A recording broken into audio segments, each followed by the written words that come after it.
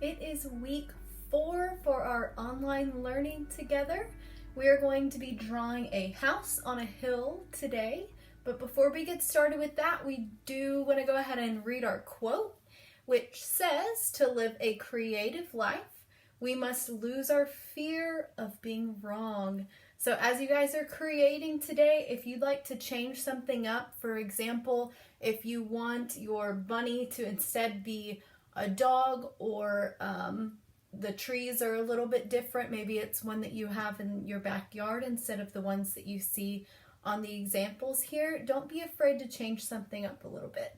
So as we're getting started today, I'm just going to give you some little tips here and go over some of the instructions with you. So on the very first screen that you'll find my video, which is going to be right here, obviously I haven't put it on there just yet, but this second video over here is The Little House. It is a book reading. I really love the illustrations in this. I think that they're very fun and unique, and creates a very soft feeling as you're watching the book. So the next page is actually where it shows you what you're going to do first, second, and third. The very first thing it tells you to do is draw the main image in pencil.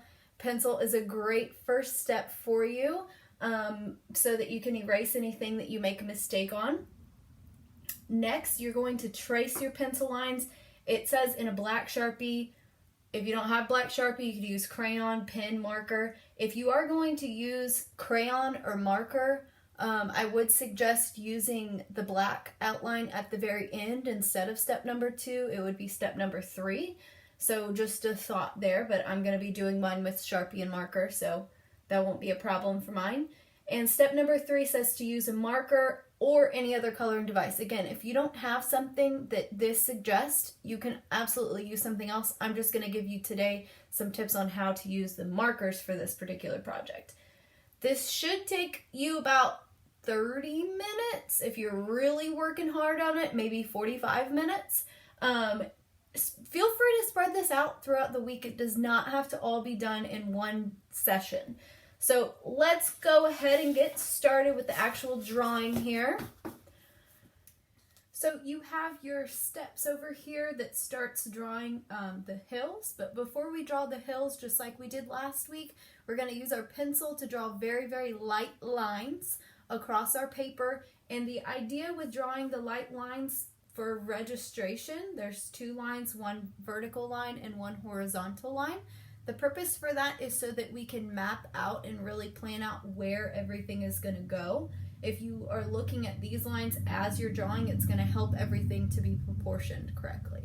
So I'm just going to take my pencil just like this, like we did last week. I held my pencil very lightly with my hand pulled back on the pencil. And I'm going to draw a line across horizontally across the middle. And one more line across the middle going this way.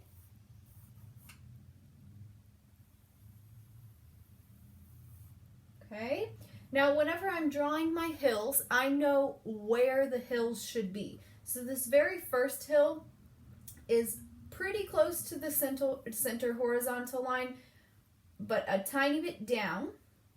So I'm going to go ahead and draw that hill now.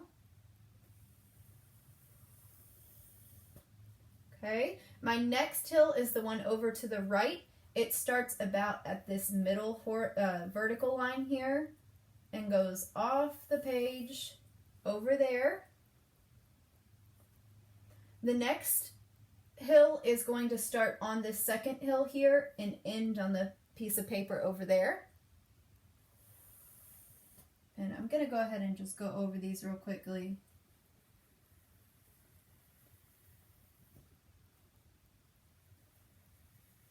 To make it easier for you to see.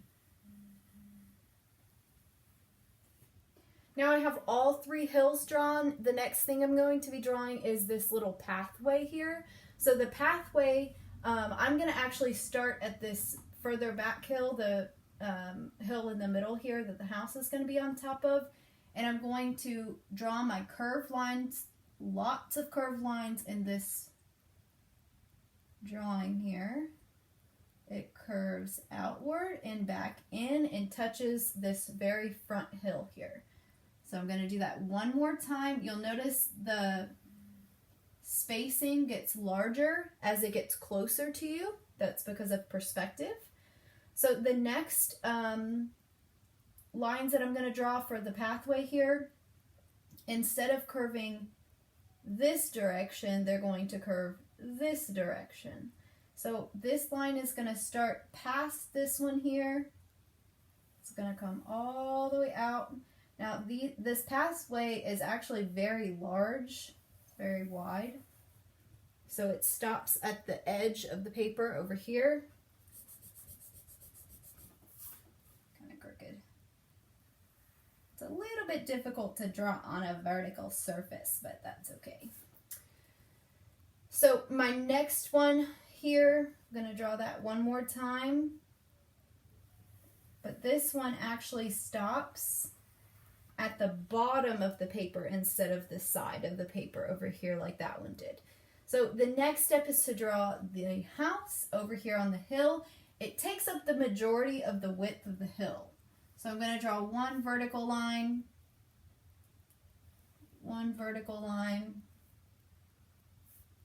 and one more vertical line. The space between here and here is a little bit smaller than between here and here because this is the front of the house. If you are having a difficult time drawing this one, it could just be a house with a square at the bottom and a rectangle at the top. I'll draw one for you in just a second. And you're going to start connecting everything.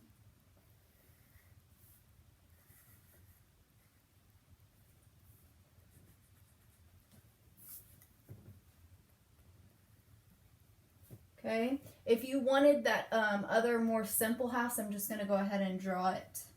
Let's draw it on this hill here. Why not? It's just going to be a rectangle with a triangle on top. So that's the more simplified version of the little house here if you wanted it to be that way instead. So the next details that I'm going to be drawing in are all those little lines on the house itself. So I have a chimney that's 3 lines going up just like I did for the house. And then I'm going to connect those lines together and draw a few more. Now for the roof, these are just curvy lines. They don't touch one another. It has 3 rows of curvy lines. Now for the windows, they all have a little T in the middle of them. So there's my circle window. I'm going to go ahead and draw my door with my door handle. My windows are very similar to the shape of the door, but just smaller. Now the next thing it asked me to draw here is this tree. This is the biggest tree on here. You're actually going to be drawing another tree later on, and it's on a different hill. So this tree is really close to us. It's next to the path on this very front hill here. So the very first hill we see. So here's my tree. I'm coming all the way up past the hills here, past the hill there, and I'm going to Y off, make a little branch. Okay, now for my curvy lines,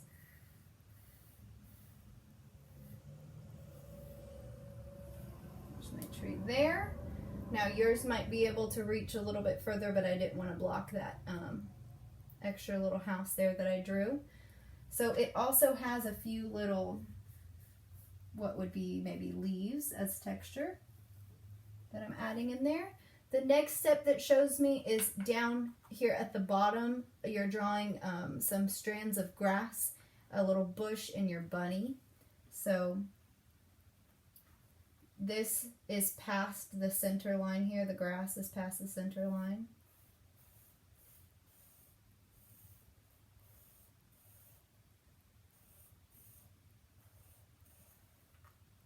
And next I'm going to draw the bush. Remember, I like to draw what's closest to us first and then move further back. So I'm going to draw the bush and then the bunny. I'm going to start with 2 curved lines going in different directions. Then I'm going to start with the top of his head, which is a curved line. Make sure it matches up with down below the body. Then I'm going to connect the sides with curved lines, and lastly, connect the bottom of the chin for the head. The ears are on top of his head. There's a little detail on the inside of the ear. For my eyes, they're actually a lot lower down than you would expect they are. Pretty close to the nose. And lastly, his little whiskers. Next step shows us to draw the rest of the grass and the tree back here. So I'm going to go ahead and draw the extra grass here, not on the front hill, not on the second hill, but on the very furthest away hill.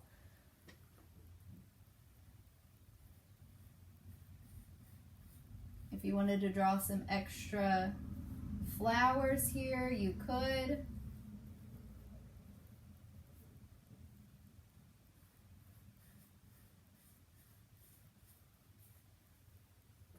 Okay, now the next little tree that I'm going to draw is pretty close to the house, but it is on this very, very, very far away hill here, which would be the background. It's almost as tall as the house is. Okay, now it's almost touching this center line here. Now, whenever I go around for the top of where the leaves would be, it does touch and go off the center line there. Now I have my last little tree. The next step and final step for drawing with a pencil is in your sky here. So I have my clouds. I'm making some variation of size by making some larger and some smaller. Okay, now the next step is actually to use Sharpie according to the instructions. Again, remember, if you want to use something different other than Sharpie, for example, crayon or marker, I would suggest using those at the end. So I have some different colors here, only using 2 colors of markers. This brighter green back here is using yellow marker first and then overlapping with green. This one here is also yellow and green, but I used green first and then yellow. And this green here is just plain old green by itself. I did use some crayon in here also to change up the variation of color just a tiny bit. But as you guys are coloring, I would suggest to you to draw lines instead of scribbling back and forth. So as you're drawing, I like to go with the main shape, so I'm just going to go ahead and do that on this tree here. And I'll also show you what it does whenever you make 2 layers of marker instead of just 1.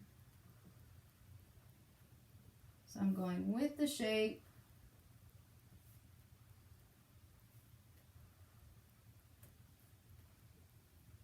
I'm using the side of my marker instead of the tip of the marker to make nice, broad, thick lines.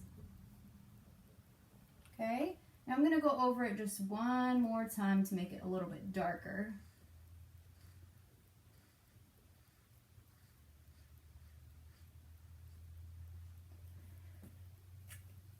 All right, guys, I'm not going to have you watch me draw any more of mine. I want you to draw your own.